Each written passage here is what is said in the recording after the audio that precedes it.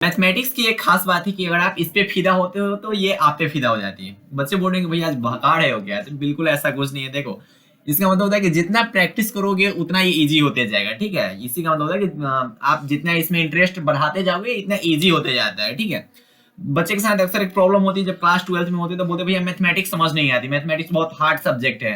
क्यों आपको हार्ड लगता है? क्योंकि आपका जो प्लानिंग है, आपका जो स्ट्रेटजी है वो बिल्कुल गलत है। ठीक है, बिल्कुल गलत है, तभी हार्ड लगता है। लेकिन ऐसा कुछ नहीं कि मैथमेटिक्स हार्ड होते हैं, बिल्कुल हार्ड नहीं है यार। जैसा फिजिक्स है, केमिस्ट्री, वैसा ही मैथमेटिक्स है। लेकिन मैथमेटिक्स में टाइम मांगता है, प्रैक्टिस मांगता है।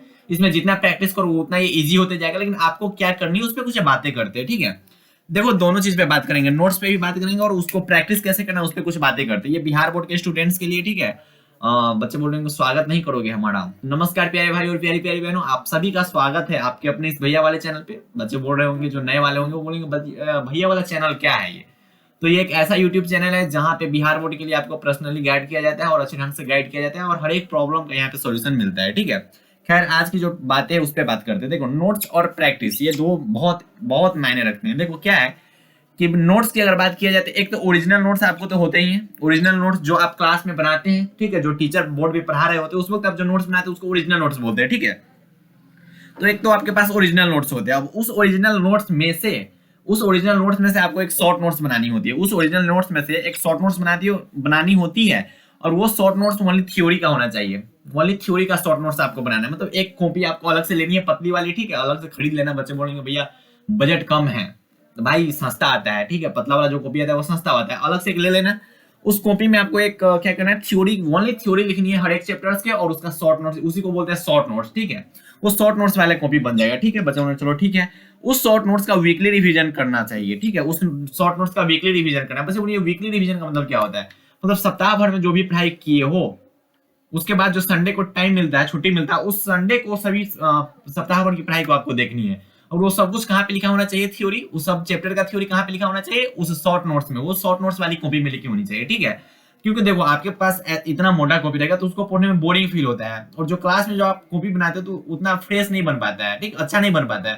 लेकिन अलग से जो आप शॉर्ट नोट्स बनाओगे वो बहुत अच्छा लगता है, बहुत सुंदर रहता है। ठीक है, उसमें मजेदार मजेदार बातें लिख देना, पढ़ने में बहुत मजा आएगा। ठीक है, तो उसको क्या करना भैया, वीकली बेसिस पे आपको रिवीजन करनी है। वीकली बेसिस पे रिवीजन करने का मतलब क्या होता है कि सप्ताह भर की जो पढ़ाई है वो लास्ट के संडे में आपको करनी है। ठीक है, चलो बच्चे बोलेंगे चलो ये कंप्लीट है। ओरिजिनल नोट्स में जो ओनली अच्छे वाले जो क्वेश्चन होंगे उसको हाईलाइट आप कर जाओगे। ठीक है, अच्छे वाले क्वेश्चन का मतलब क्या होता है?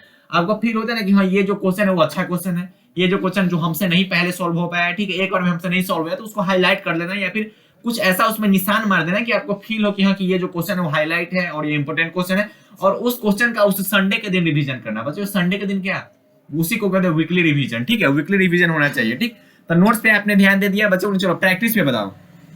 देखो, जो क्वेश्चन क्लास में टीचर करवाते हैं, पहले तो रूम पे जब आते हो पढ़ाई करने, ठीक है, सेल्फ स्टडी में उस क्वेश्चन को पहले करनी है। ठीक, पहले क्या करना है कि जो थियरी आपको पढ़ाया गया उस थियरी में से आपको तो शॉर्ट नोट्स बनानी है।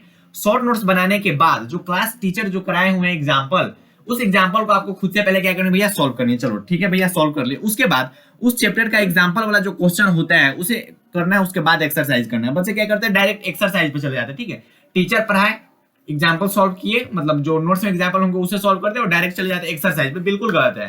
टीचर पढ़ाए, ठीक, ध्यान से सुनो, क्या स्टेप होना चाहिए कि पहले जो टीचर पढ़ाए उसे कंप्लीट करना है, मतलब उसमें से शॉर्ट नोट्स आपको बना लेनी है।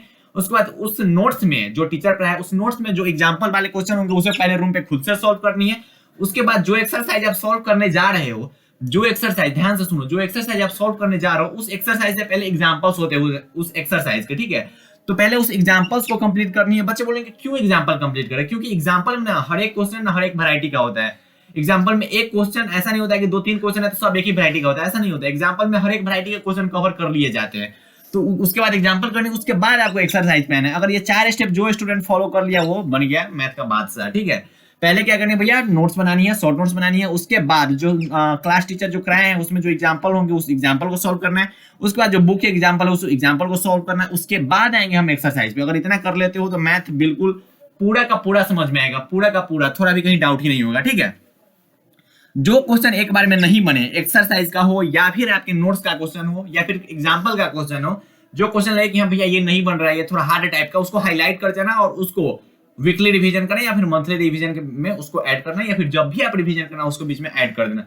बच्चे क्या करते हैं, कुछ ऐसे स्टूडेंट होते हैं जो वीकली रिवीजन करते हैं, कुछ ऐसे स्टूडेंट होते हैं जो 15 डेज रिवीजन करते हैं, मतलब 15 दिन बाद रिवीजन करते हैं, और कुछ ऐसे जो होते हैं जो मंथली रिवीजन करते हैं। तो आपके ऊपर डिपेंड करती है, लेकिन मैं वीकली और 15 दिन वाला रिवीजन को प्रीफर करता हूँ। ठीक है, जब भी प्रैक्टिस करने जाना, ठीक है, उससे पहले शॉर्ट नोट्स देख के जाना। ठीक है, जब भी प्रैक्टिस करने जाना मतलब क्या होता है ना कि चलो आप कुछ एक्सरसाइज सॉल्व करते हैं, पुराना वाला पढ़ लिए, मैट्रिक्स डिटरमिनेंट बहुत पहले पढ़े हैं, ठीक है, आव्यूह और सारणिक बहुत पहले पढ़े, अब मन करता है कि उसका एग्जाम, उसका क्वेश्चन सॉल्व करने जाए। तो जब भी आप उसका क्वेश्चन आप सॉल्व करने जाओ, उससे पहले आपने जो शॉर्ट नोट्स बनाया, उस शॉर्ट नोट्स को रिवीजन कर जाना। ठीक, शॉर्ट नोट्स बहुत जरूरी है, बहुत जरूरी है, बहुत जरूरी है। शॉर्ट नोट्स का कॉपी होना ही चाहिए, सब स्टूडेंट के पास होना चाहिए, हर एक स्टूडेंट के पास शॉर्ट नोट्स का कॉपी होना चाहिए, तो होना चाहिए। ठीक है, और वो कॉपी है आपके पास तो आपको पढ़ाई इजी लगेगा। ठीक है, आपको पढ़ने में मजा आएगा। मैथमेटिक्स अगर नहीं है तो बोरिंग लगता है, क्योंकि मैथमेटिक्स में कैलकुलेशन का चीज होता है। आप जब मोटा वाला कॉपी पढ़ने जाओगे तो उसमें थ्योरी कम होते हैं और एक्सरसाइज ज्यादा होते हैं, क्वेश्चन ज्यादा होते हैं।